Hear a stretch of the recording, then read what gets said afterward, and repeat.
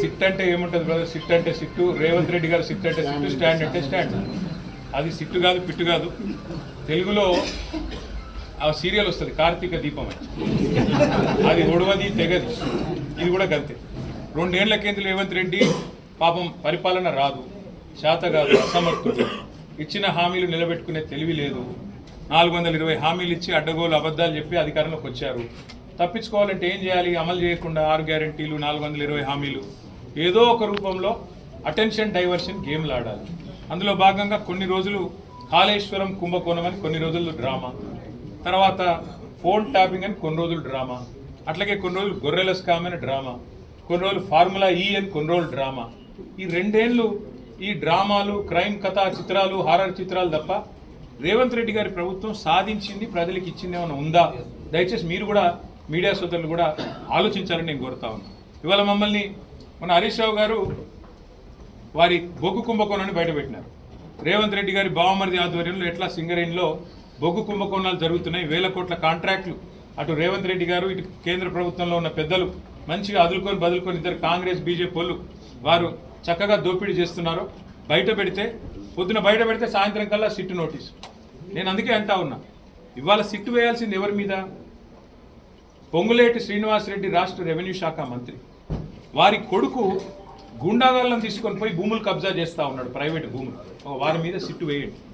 ఇవాళ రేవంత్ రెడ్డి గారి బావమరిది సృజన్ రెడ్డి డైరెక్ట్గా బొగ్గు కుంభకోణాలు చేస్తున్నాడని ఆధారాలతో చూపెడితే వారి మీద సిట్టు ఉండదు, ఏ విచారణ ఉండదు. కనీసం బీజేపీ వాళ్ళని ఆశ్చర్యం అనిపించింది కిషన్ రెడ్డి గారు మాట్లాడితే. ఆయన అంటున్నాడు, ఏది రాష్ట్ర ప్రభుత్వం కంప్లైంట్ చేస్తున్నట, ఈయన సిబిఐ విచారణకు ఆదేశిస్తున్నట.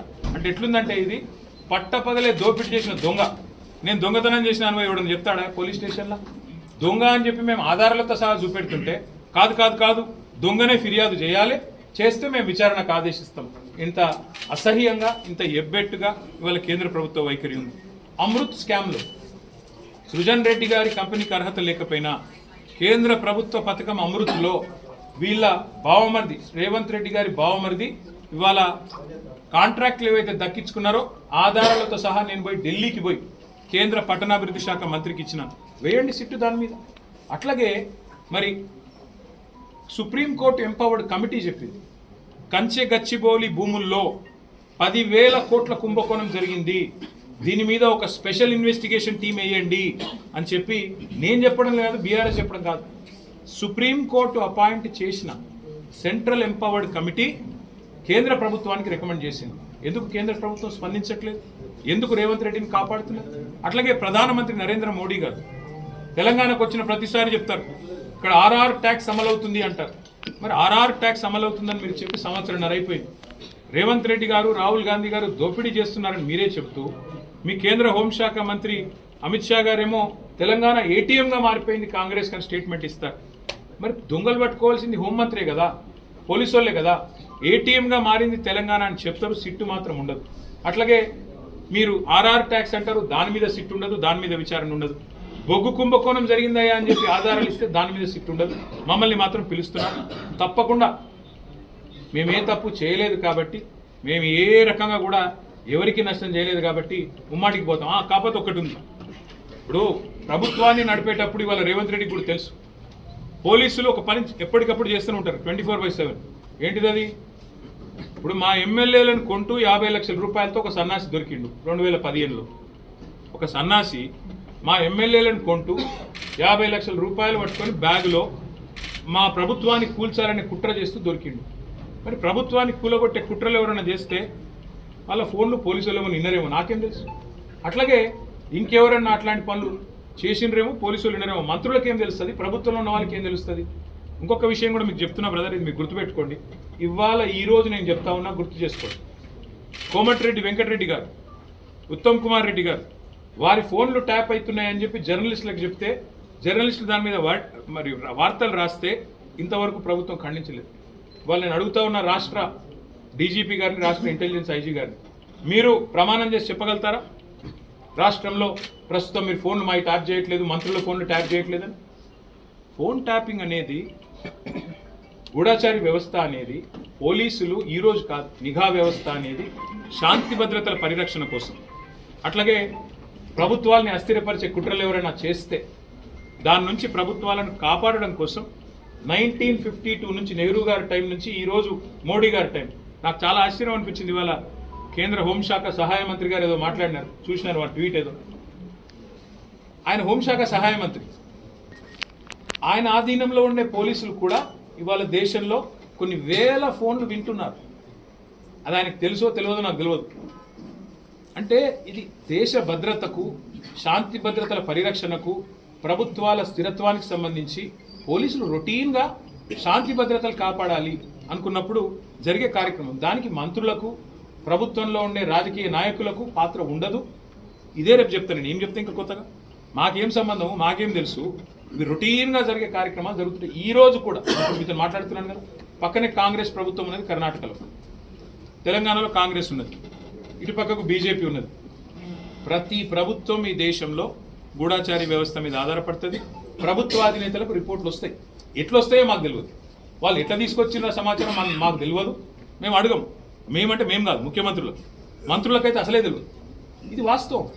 ఈ దేశంలో ఇదేదో కొత్త విచిత్రమైన విషయం అన్నట్టు, చాలా గొప్ప విషయం ఏదో వీళ్ళు పరిశోధించి సాధించినట్టు నేను ఇవాళ అడుగుతున్నా. ఎవరిని అడగాలి? సిట్ ఎవరిని పిలవాలి? నిజానికి గతంలో ఇంటెలిజెన్స్ ఐజీగా పనిచేసి ప్రస్తుతం డీజీపీగా ఉన్న శివధర్ రెడ్డిని పిలిచినరా? గతంలో టీఆర్ఎస్ ప్రభుత్వంలో ఇంటెలిజెన్స్ ఐజీగా మొదటి ఇంటెలిజెన్స్ ఐజీ ఎవరు? ఇవాళ డీజీపీ శివధర్ రెడ్డి గారు. ఆయనకు తెలుస్తుంది ఎవరి ఫోన్లో ట్యాప్ చేసినా, మాకేం తెలుస్తుంది. గతంలో డీజీపీగా పనిచేసిన మహేందర్ రెడ్డి గారికి తెలుస్తుంది. మొన్నటిదాకా డీజీపీగా పనిచేసిన జితేందర్ గారు, ఆయన గతంలో హోమ్ సెక్రటరీ ఉండి, ఆయనకు తెలుస్తుంది. ఎవరిని పిలవాలనో వాళ్ళని పిలవకుండా ఇందులో ఏదో మాకేదో రాజకీయ నాయకులకు సంబంధం ఉన్నట్టు కార్తీక దీపం సీరియల్ లాగా, ఓడువని అంతులేని కథలాగా కేవలం టైం పాస్. ఇప్పుడు మీరు ఉరికొచ్చి రోజు కరీంనగర్కి వెళ్ళి, హైదరాబాద్కి వెళ్ళి ఫోన్లు వీడికి వెళ్ళి ఉరికొచ్చుడు. ఎందుకంటే మేము నాగం చేసుడు, వాళ్ళ బొగ్గు కుంభకోణాల మీదకి, వాళ్ళ కమిషన్ల మీదకి దృష్టి పోవద్దంటే ఈ కమిషన్లు వేయాలి. ఏముంది ఆ సిటీలో? రమ్మని అడిగితే నేను చెప్తా, కుల్లా చెప్తా. ఇవాళ రేవంత్ రెడ్డి ప్రభుత్వం మా ఫోన్లు ట్యాప్ చేయడం లేదా? ప్రతిపక్ష నాయకుల ఫోన్లు ఇవాళ రేవంత్ రెడ్డి ట్యాప్ చేయడం లేదని ఒక్క అధికారి కెమెరా ముందుకు వచ్చి చెప్పే ధైర్యం ఉందా? చెప్తారా అఫీషియల్గా? వాళ్ళకి తెలుసు, చెప్పలేరు. ఎందుకు? రేపు మా గవర్నమెంట్ వస్తుంది, మళ్ళీ మేము ఎంక్వైరీ చేసినాం అనుకో, వీళ్ళందరూ అలా బొక్కల పడతారు. వాళ్ళకి ఎరికే. వాళ్ళు ఏ ప్రభుత్వమైనా భారతదేశంలో 1952 నుంచి నేటి వరకు మాకు రాజకీయ నాయకత్వంతో సంబంధం లేకుండానే శాంతి భద్రతల పరిరక్షణ, సామాజిక మరి స్థిరత్వము, అట్లాగే ప్రభుత్వాల స్థిరత్వం కోసం ఎప్పటికప్పుడు వేగులు సమాచారం సేకరిస్తూనే ఉంటారు. కానీ రాజకీయ నాయకత్వానికి, ముఖ్యమంత్రి అయినా మంత్రులకైనా మాకు ఆ సమాచారం ఎట్లా వస్తుంది అని తెలియదు. రెండోది, ఇప్పుడు నేను ఫర్ ఎగ్జాంపుల్ చెప్తున్నా మీకు, మాకేదో సమాచారం కావాలి అనుకోండి, నాకు కాదు ప్రభుత్వ అధినేతకు సమాచారం కావాలి, పోలీసు వాళ్ళకి చెప్తే వాళ్ళు తెచ్చిస్తారు. వాళ్ళు ఎట్లా తెచ్చారో మాకు చెప్పొద్దు, మేము అడగదు. అది మౌఖిక ఒప్పందం, అది ఓవరాల్గా చట్టం. ఇది తెలుసు పోలీసులు. కానీ ఇప్పుడు ముఖ్యమంత్రి దావోస్ పోయిండు కదా, ఆడికెళ్ళి హార్వర్డ్ పోతుండు కదా, 10 రోజులు టైంపాస్ చేయాలి కదా. ఓ రోజు హరీష్ రావుని విలువుండ్రి, ఓ రోజు కేటీఆర్ని విలువుండ్రి, దినమంతా ప్లేట్ బ్రేకింగ్లు పెట్టి బదలు కొట్టుండ్రి, గుచ్చుతున్నారు, పొడుస్తున్నారు, లోపల పీకుతున్నారు, ఏకుతున్నారు. ఏం ఉండదు. మేము చేసేది తప్పేం లేదు, వాళ్ళు పీకేదేమీ లేదు.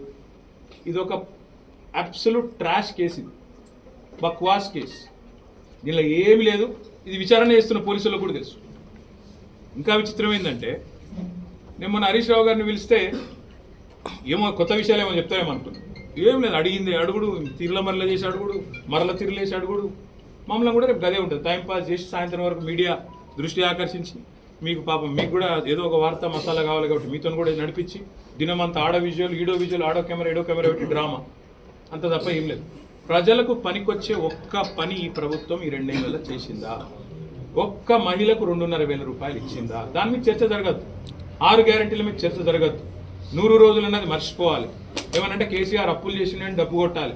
ఇదే దిక్కుమాలిన ఆలోచన తప్ప వాళ్ళు పీకేదేం లేదు, వాళ్ళతో అయ్యేదేం లేదు. బరాబర్ పోతా, బరాబర్ వాళ్ళకి చెప్పొస్తా. నేను అడుగుతా ఫస్ట్ సిట్టోళ్ళు, ఏమని మీరు నా ఫోన్ ఇలా ట్యాప్ అవుతుందా లేదా చెప్పుని ముందని అడుగు. చెప్తారా? గది కథ. ఇది ఒక రొటీన్గా జరిగే వ్యవహారాన్ని, ప్రభుత్వంలో రొటీన్గా గూఢచారి వ్యవస్థ చేసే పనిని, ఇదేదో జరగలేని పని, ప్రపంచంలో ఎన్నడూ జరగలేదు. ఇప్పుడు రొటీన్గా ఎవడన్నా మా ప్రభుత్వాన్ని పడగొట్టే లుచ్చా పని ఎవడన్నా చేస్తే, 50 లక్షల రూపాయలతో ఎవడన్నా బ్యాగ్ పట్టుకొని దొరికితే మా ఎమ్మెల్యేలను కొనుగోలు చేసే ప్రయత్నం చేస్తే వాళ్ళ ఫోన్లు ఇంటే ఇన్నరేమో, మాకేం సంబంధం దానికి? ప్రభుత్వానికి కూలగొట్టే పని ఎవడైనా విధవ చేస్తే ఆ విధవను అడ్డుకునే క్రమంలో ఆ విధవ ఫోన్లు వింటే మాకేం సంబంధం? పోలీసు వాళ్ళ పని అది, మేమేం చేస్తాం దానికి? మాకు సంబంధం ఉండదు సార్. రొటీన్ ప్రక్రియ అంటున్నారు.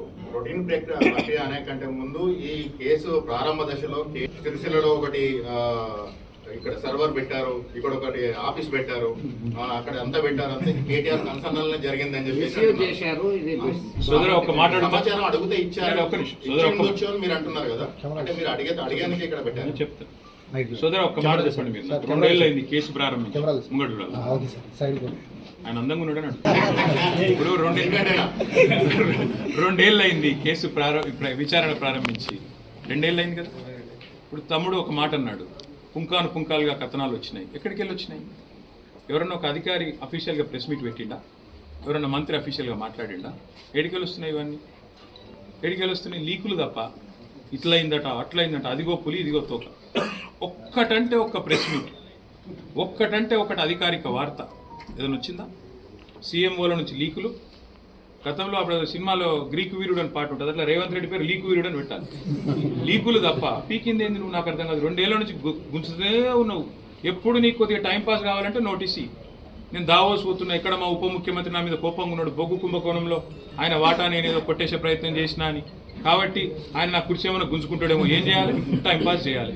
2 రోజులు నోటీసుల పేరు మీద డ్రామా ఇవ్వాలి. మాకు ఇంకో 2 రోజులకు ఇంకోళ్ళకి నోటీస్ ఇస్తారు. ముఖ్యమంత్రి గారు వచ్చేదాకా టైంపాస్ చేయమని చెప్పిపోయిందట, కాబట్టి టైంపాస్ చేస్తున్నారు. కానీ ఒకటి మాత్రం వాస్తవం, మేము ఏ తప్పు చేయలేదు, కాబట్టి ఎవరినయ్యకు భయపడదు, అది మాత్రం సార్. దేశ భద్రత కోసం, రాష్ట్ర భద్రత కోసం ఫోన్ ట్యాపింగ్ చేస్తే చేయొచ్చు, కానీ కొంతమంది కుటుంబ సభ్యుల సోదర ఇండియన్ టెలిగ్రాఫ్ యాక్ట్ అని ఒకటి ఉంటుంది. నేను మీడియాతో కూడా నా ప్రార్థన, ఈ ఫోన్ ట్యాపింగ్ అనేది ప్రభుత్వాలు చేయవు, పోలీస్ వ్యవస్థ చేస్తుంది. ఆ పోలీస్ వ్యవస్థ కూడా చట్టానికి అనుగుణంగానే చేస్తుంది. ఏమన్నా చట్టం వ్యతిరేక కార్యక్రమాలు ఏమైనా జరిగితే చెప్పమనండి ఏం జరిగిందో. ఇంతవరకు ఇదిగో పులంటే అదిగో తోక తప్ప ఒక్క అఫీషియల్ ప్రెస్ మీట్ ఎందుకు లేదు 2 ఏళ్లలో? ఒక్క అధికారి బయటకు వచ్చి ఎందుకు మాట్లాడాడు? ఇంకోటి నేను అడుగుతున్నా, మళ్ళీ చెప్పున్నా, శివధర్ రెడ్డి గారు ఇవాళ డీజీపీ, ఆ రోజు మా ఐజీ ఇంటెలిజెన్స్, ఆయనకు తెలియకుండానే జరిగిందా మీరు చెప్పిన ఏదో వ్యతిరేక కార్యక్రమం? మరి ఆయన ఎందుకు పిలుస్తలేదు? మహేందర్ రెడ్డి గారు మా గవర్నమెంట్లో 5 ఏళ్ళు డీజీపీ, మరి ఆయన ఎందుకు పిలవదు? ఓన్లీ పొలిటికల్ లీడర్లు ఎందుకు టార్గెట్ చేస్తున్నారు? అట్లాగే మీరు గమనించండి జాగ్రత్తగా. హోమ్ సెక్రటరీ ఎవరున్న గతంలో మొన్నటిదాకా డీజీపీగా ఉన్న జితేందర్ గారు, రవి గుప్తా గారు, వాళ్ళు ఎవరైనా పోయిన విచారణకి? మరి ఏం జరుగుతుంది ఈ రాష్ట్రంలో? రాజకీయ వేధింపులు, రాజకీయ హరాస్మెంట్ తప్ప ఈ విచారణలో ఏముంది? ఏమన్నా విషయం ఉంటే ఈ పాటికే నా యాగి చేయబోతున్నారు రేవంత్ రెడ్డి. ఆలోచించండి మీరు కూడా, ఎన్ని రోజులు పడిపోతారు ఈ టాక్టిక్స్ మీ మీడియా కూడా. ఇప్పుడు వాళ్ళని కూడా చేయాలనే మీ డిమాండ్ ఎట్లా? నా డిమాండ్ ఏంటంటే ఇది లొట్ట పీస్ కేసు, ఏం లేదు, ఈ హౌల పనులు బంద్ చేయమని చెప్తున్నాను. ఎందుకంటే రేపు ఇదే అధికారులు ఎవరైతే ఈరోజు అత్యుత్సాహాన్ని ప్రదర్శిస్తున్నారో వాళ్ళకు కూడా తెలుసు. ఇవాళ నేను అడుగుతాను, మీరు ఈరోజు మంత్రుల ఫోన్లు ట్యాప్ చేయడం లేదు, నేను చెప్పడం కాదు ఇది. కోమటిరెడ్డి వెంకటరెడ్డి గారు, ఒక మంత్రి గారు, ఉత్తమ్ కుమార్ రెడ్డి గారు కొంతమంది జర్నలిస్టులతో మాట్లాడుతూ మా ఫోన్లు మాట్లాడలేకపోతున్నాం మేము, మా ఫోన్లు వింటున్నారు అంటే ఆ జర్నలిస్ట్ గారు కథనం రాసినారు. ఇంతవరకు ప్రభుత్వం దాన్ని ఖండించిందా? పోలీసులు ఖండించారా? ఇవాళ మంత్రుల ఫోన్లు వినడం లేదా? ప్రతిపక్ష నాయకుల ఫోన్ ఈ రాష్ట్రంలో ఇవాళ ట్యాప్ కావడం లేదా? బ్రదర్ నేనేమంటున్నా అంటే వాళ్ళకు కూడా తెలుసు, పోలీసు వాళ్ళకు కూడా, ఇది కేవలం వాళ్ళు బలి పశువులు అయ్యే ఒక కార్యక్రమం, రాజకీయ క్రీడలో. మీరు మొన్న ఒకటి గమనించండి, మీరందరూ జర్నలిస్టు, 3 మంత్రుల మధ్యన పంచాయతీ, ముఖ్యమంత్రికి 3 మంత్రుల మధ్యన వాటాల పంచాయతీ. బలైంది ఎవరు? 3 జర్నలిస్టులు.